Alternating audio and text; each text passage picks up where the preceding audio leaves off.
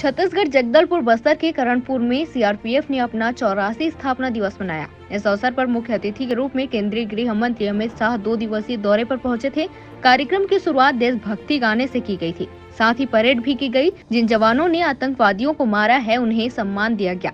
केंद्रीय गृह मंत्री अमित शाह ने कहा कि लोकतंत्र तभी जीवित रह सकता है जब इसकी सुरक्षा समर्पित तरीके से की जाए। देश के चुनाव को शांतिपूर्ण ढंग से अंजाम देने में बाकी सारे सीआरपीएफ को साथ में रखते हुए सीआरपीएफ का योगदान महत्वपूर्ण है।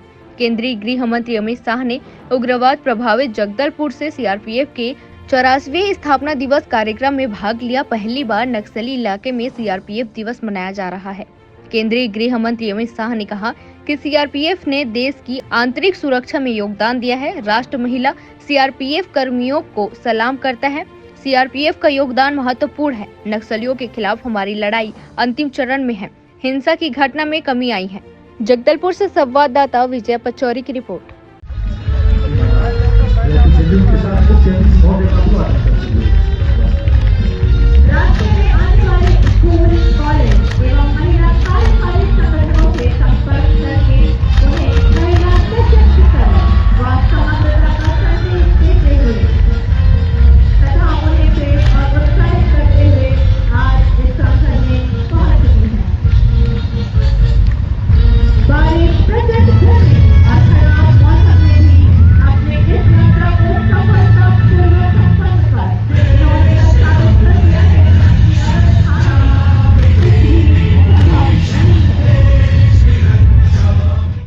परेड कमांडर ने मुख्य अतिथि महोदय को परेड की रिपोर्ट दी एवं उनसे परेड निरीक्षण का आग्रह किया।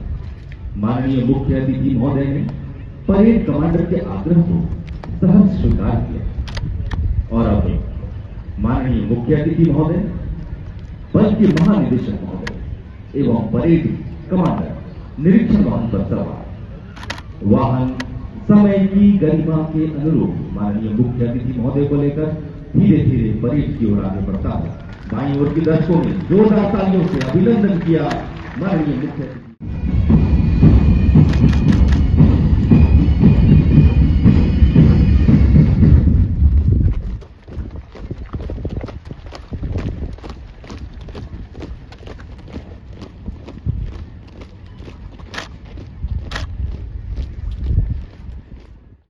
देते हुए खासकर युवाओं और स्कूली छात्र इस प्रदर्शन को देखते हुए काफी प्रभावित है।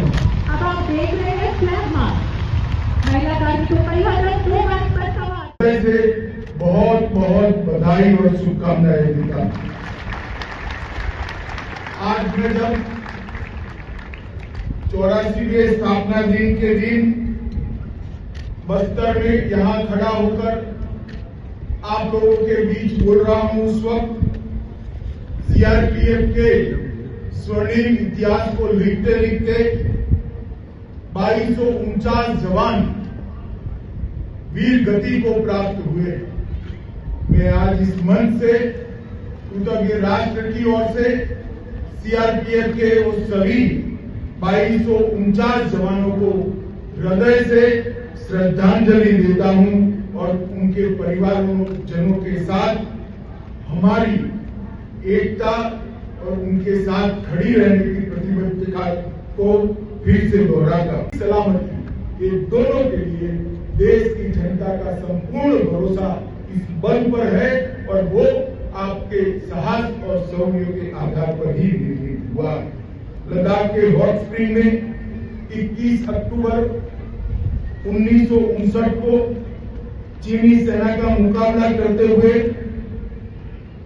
एक अदम्य साहस और बलिदान की भावना का परिचय देते हुए सीआरपीएफ के जवानों ने शहादत दी और वो शहादत को अमर रखने के लिए कृतज्ञ देश ने 31 अक्टूबर को ही पुलिस स्मृति दिन के रूप में मनाने का निर्णय किया। वो सीआरपीएफ और देश के गृह मंत्री दोनों के लिए बहुत गौरव का विषय है और आज नरेंद्र काल के अंदर भी ढेर सारे कदम उठाए। मित्रों, मैं कोरोना के कालखंड को भूल नहीं सकता। हमारे देश भर के पुलिस कोरोना के कालखंड में जनता को अपनी संवेदनशीलता का परिचय दिया।